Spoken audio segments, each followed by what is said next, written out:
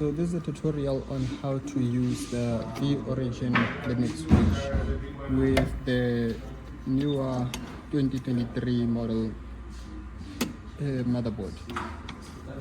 So here, as you can see, this motherboard only accepts the left and the right normally, which would be with those two V-Origin and V-limit switches. So this one originally has left, right and power.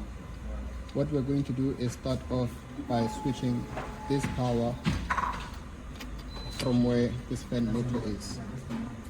Just like this.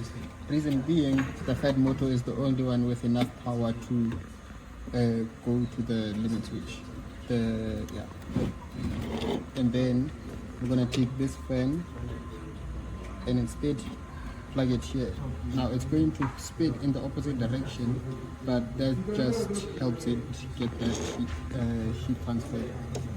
Now the next part is this. Remember how we have this as the left, the right and the power is connected. So our one side is connected this side, this one right here. It's connected here normally, but then this here, right, we'll have to first connect it here. Now normally it's connected in this direction with this bit going this way, yes, but we have to twist it out so that it connects this way instead. Now the way to do this is that we just take, so this was over on the bottom, we just lifted it a bit and now we're just going to take it out.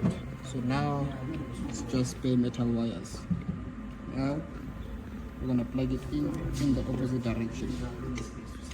So let's just plug that in and you should see.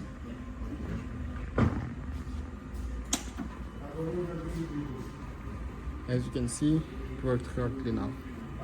If we just click, if we just click pause,